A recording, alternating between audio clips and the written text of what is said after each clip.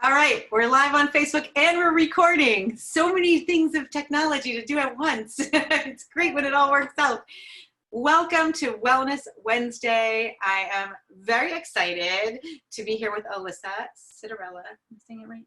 Yeah, that's good. Yeah. And it's been a long time since I have seen this woman's face. She has been on an adventure, and she's also been up to some really exciting stuff during quarantine, and that's what we want to focus on today. But I want to start out by having you share a little bit of your story, what you decided to do 4 years ago, because right now we're in a crazy transitional time in this world, and anytime our world gets, we have upheaval, I think people start to reevaluate their lives and, maybe shift and make some different choices and go after something else that they were really dreaming of. Definitely. And you did that. We did that. We did that 4 years ago. So we decided to sell everything we owned, sold our cars and our house and our old boat, walk away from it all, our jobs and everything, and move on to a bigger boat, a catamaran, which we sailed from Norwalk, Connecticut down to Florida and then over to the Bahamas. And we spent the last 4 years living on board with our 2 kids, who are now 13 and 9, homeschooling them. We have a water maker, so we make our own water now. We have solar panels, so we're kind of off the grid. So definitely an adventure. So what made you do that? When is the moment where you're were you having an extra glass of wine with your husband and said, hey, let's just chuck it all and get on a boat and live on a boat? How does that decision come up? I think it was the year before, and we were at the Annapolis Boat Show on all these brand new boats, which are awesome and beautiful, and just thinking about that life. Maybe another rum punch or something was in there. The song Sailing Over the Rainbow came on the radio in the restaurant we were on, and we were all writing and drawing. This restaurant had the brown paper and the crayons out on the table, and so we were drawing pictures of boats and rainbows and stuff. And all of a sudden I was like, that's it, we're gonna leave, we're gonna sail away and just do it. And so that was it. It didn't take us very long to manifest it. I remember around that time, and all of a sudden you just said, oh yeah, we're selling everything, and you're listing on Facebook, who wants to buy our car? Who wants to... Okay. Well, we really found when we started talking about it that it would start, everything started happening. So, I mean, we're big into intention setting and manifesting. As soon as we were discussing it with everyone, things just started to roll, and opportunities just showed up, and we just went for it. I love what you say about intention setting and manifesting. I'm also really on board with that. And I feel, energy is powerful. I know you're also an energy worker too. I remember I had a fantastic Reiki session with you one time long ago. Yeah. And even when I was setting that up, I knew we were going to be virtual at some point. So I never had a local office or in-person things. I always did distance because I knew I was always going to be working from a distance. That was part of that whole plan. So, yeah. So before we get into your latest project, I just have to ask, what has been the most challenging part about, making this lifestyle shift? Living in a small space. So our boat is only 20 feet wide and 38 feet long. So, and most of that is outdoor space. So most of that's not even where you're living or where you're sleeping. So I don't know. We haven't calculated it. I'd say it's maybe 125 square feet indoor space that we live in. So it's very well laid out though. So we each have our own cabin, and there's a bathroom on each side, and we have a nice area up top to eat and stuff. But the space, not having your own space to kind of get away in, which I'm sure everyone can relate to, having been in quarantine, is definitely the hardest. You're in your room, I'm trying to meditate, and the kids are jumping on the ceiling above my head trying to get some exercise. And it's what's going on here? Wow. Yeah, that would be tough. I'm slightly obsessed with the tiny house movement, and I, in theory, like it, but I don't know if I would truly be able to. Of course, I'd be able to do whatever I would decide, but truly enjoy it. And if I did go that route, it would have to be only me. Nobody's coming with me to my tiny house. I got to be alone for that. Everyone gets their own tiny house, right? And you just connect to it all. That could work. That could work. Yeah, and the fact that you've got, growing girls there, soon to be preteen, teenage One girls. teenager, yeah, one not. And that was that. I'd say the second hardest was homeschooling them, because I had been a teacher before, but your own kids is a whole nother ball. Yeah, and right now, a lot of other mothers, especially, are sharing your pain in that, and they did not sign up for that. So, Exactly. what kind of advice would you have for homeschooling moms who had to be forced into the homeschool scene? Yeah, I mean, I just go with whatever you can get working as long as they're learning. It took us a full year to really get into a routine that worked for us. I noticed my kids would, be mad at me or start crying. And I'm like, did you do this in school? No. And we didn't have a pandemic going on at that point. It was just us taking our kids away from what they knew. So just be really kind to yourself and your kids with it. It's hard. It's not easy. Yeah, really. Shout out to all the homeschoolers right now. I mean, and people who have had to completely pivot this last, several months to finish out the school year. I can't really even imagine it. And I mean, I do have to say that I have noticed, and I think other people have, blessings in this pandemic. I mean, having the time to spend with your family, like, that's one of the reasons we left, is so that we could spend a lot of time with our family and not miss these years that our kids were growing up. So I know it may seem bad, but you're having an experience that you might not have had otherwise. And Yeah, I totally agree with that. So obviously one of the top, primary concerns right now is physical health. And there's a lot of struggles going on right now with people in physical health. And it's our top of mind, clearly, with this virus. Our own family, I've lost my mother and my uncle, and we have one family member in the hospital with COVID right now, and one at home now recovering.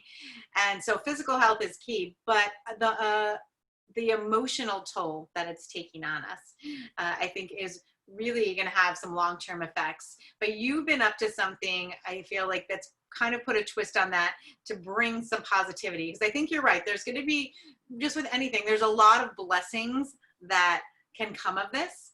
And I love that you put the intention out there to create such a blessing. So can you explain a little bit how it came about and what you are up to with your husband? Definitely. So it started with the boating community.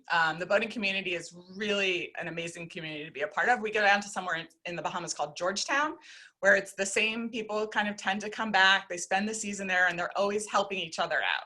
So it's the community where if something's wrong, you get on the radio and someone else can fix it. They all know everyone seems to know what you need or have what you need, or if you can't get to town that day, someone else will run in and pick something up for you, or it's just very, it's an amazing community. And so that kind of inspired us. And we were like, well, how can we bring that back into the world? Because it's something we appreciate and we love so much. So we started thinking about possible ways to do that.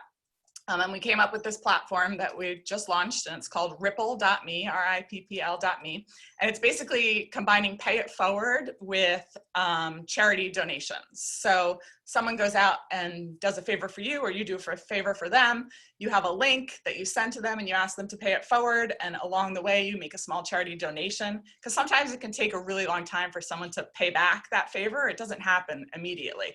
So there's a small token of a generosity to a charity at first, and then that paid it forward. And we're really interested in following the chain of that, like how far that goes, where it goes. I'm hoping to see around the world at some point, tracking the location that it goes. And there was actually some really cool math that I read the other day, and I think it was, if every person pays it forward to 3 other people, it only takes 21 people to reach everyone in the world. Wow. Yeah, so like, it's that exponential math. I haven't done math. I mean, Paul does math with the girls for homeschooling, so it's not my major, but that was what I read, and I was like, that's amazing. And just spreading a little good cheer and light, and there are actually health benefits of that. And the benefits, it's called a helper's high. The person who actually does the giving actually receives more benefits than the person that received the gift. So kindness has been shown to increase the hormone, the love hormone, oxytocin, Yeah. Energy, happiness, your lifespan. pleasure, serotonin. There's all these studies out there that show the benefits of kindness, volunteering. It decreases pain, stress, anxiety, depression. So it's like a win-win. Everybody wins. Exactly. So walk me through an example of a specific example of I would do something or you would do something. How would that change? So we started it with acts that we'd already kind of done to just see how it worked when we were playing in the test environment. So we had people, there were people that borrowed our water jugs. So we have a water maker, so we can make our own water now from seawater. Reverse osmosis, it's pretty cool. Wow. So we had all these. Sciencey. It is. Was that one of the on that one. You could homeschool on that, right? Yes, definitely. A learning, right? A learning moment or whatever. Teaching. Exactly. So we loaned our water jugs that we didn't need anymore to another boat for the whole season. And so I sent her a link and I said, thanks so much for helping us out. I mean, we're glad we were able to help you out and we're launching this platform. Would you mind paying it forward? And so I sent them a link. And then they said they would do something for me. And so they donated, I think, $10 to a charity, and then they were going out to do an act of kindness for someone else to pay that chain forward. And the system would track that as it goes on. So if you had lent me the water jugs, I'm going to get a link from you, and then I'm grateful for your kindness. So I'm going to go do something else for someone. Maybe I pass the water jugs on to the next person, right? And also, so that it's twofold, and I make a donation to a charity, and it could be any charity of my choice.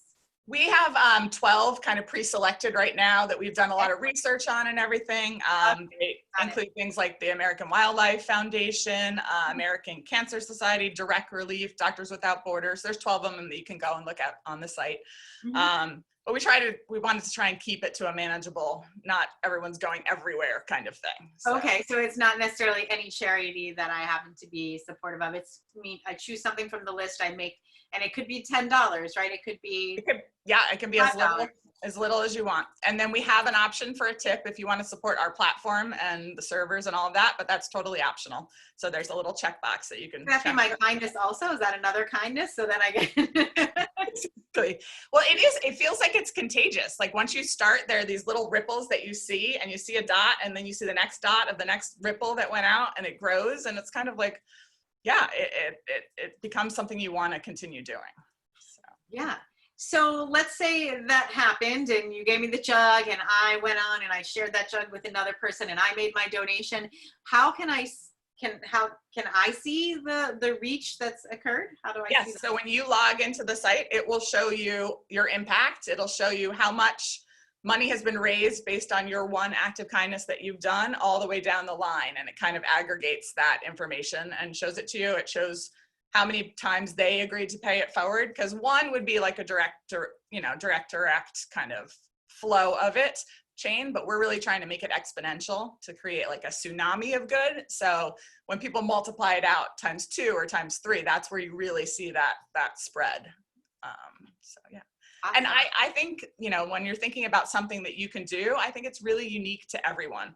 I mean, you can hold doors for people, you can pay for someone's coffee in line behind you. Those are all like small acts of kindness that you can do. But when we're thinking about things for this, it's like, for me, it's Reiki, energy healing, space clearing. Like, so I'm doing those as, for now, a few free ones to people and asking them to pay it forward and to do something else. For my dad, it's cooking his loaves of bread. So bringing bread to people and him having his link, and we're making up cards that you can have your link on it so you can pass that card on.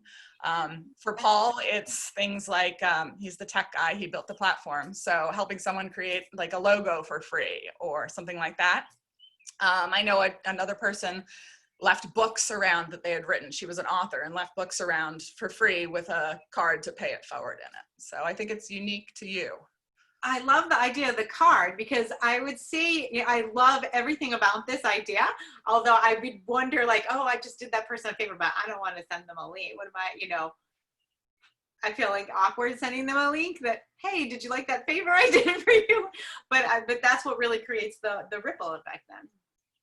Right. Yeah, definitely. Yeah. So the card would be very handy. So, and also to just even, I think is a habit, or it will be a skill or a habit for people to recognize that they did give something, like because it's really important to recognize that, what you did do, and Yes. how you contributed. And it's easy to, I think, discount, some of Yeah. the good you put out there. So it's Yeah, helpful. and I mean, the more you do it, the more it's like a muscle, they say. You can train yourself. And the more you do it, the more you're going to see things that you can do around you. So once you kind of get in the habit of it, it makes it easier.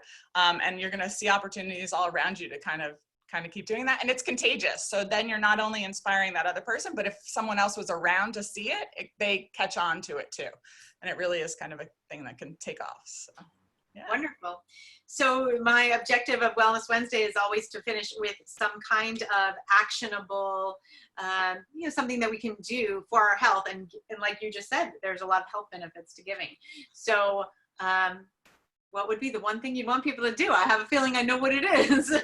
Definitely, I would say sign up for Ripple.me. But even if it's not that, it would be going out and just doing acts of kindness, trying to find ways that you can do something for someone else.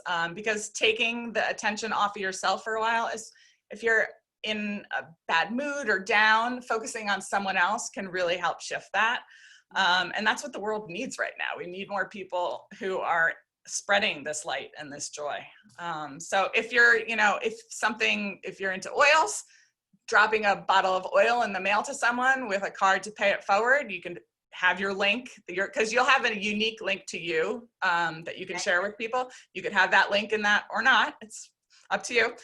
Or offering free like Facebook Lives if you're an expert on something, and asking the people that come to kind of pay that forward and do something themselves. But I would just say spread the love and joy. Spread the love. Yeah. You're absolutely right. This is what we need. We need this honestly, more than ever in my lifetime, at least. I don't know that there's ever been a time during my life that I have felt the world needs more healing than ever. Yes, definitely. And that is the way to start the healing process. So we'll put the link to Ripple.me below in the comments, whether you're watching it on Facebook Live or you're watching it replay later on YouTube. The link will be there, and just grab it and get the momentum flowing. That's what we want. And I always finish up with an oil that kind of fits what we're talking about. And as I mentioned to you before we went live, coriander is the oil of integrity. And just the fact that you have created something as beautiful and powerful as this initiative, I feel like that is all about integrity. And it's about being in service of others, and just making sure that we show up for our fellow man, really, and bringing our gifts to the world and being in a place of integrity. So if you've got your coriander, take a little whiff of that, and just, we have one comment from Wayne that says, this sounds really cool. Yeah. So Wayne, grab that link. We'll put it in the comments and start a ripple effect. And Wayne has friends all over the world. I don't know that there's anybody I know that has more friends in different countries than Wayne. Awesome.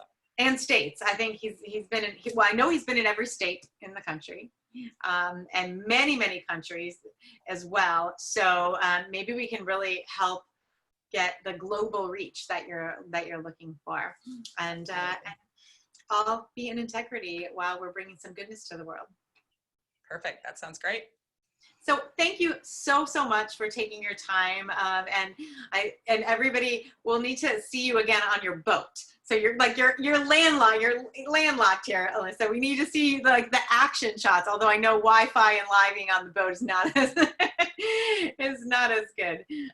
So hopefully we can stay in touch with you and follow your adventures both on the boat and as you create a ripple of kindness around the world.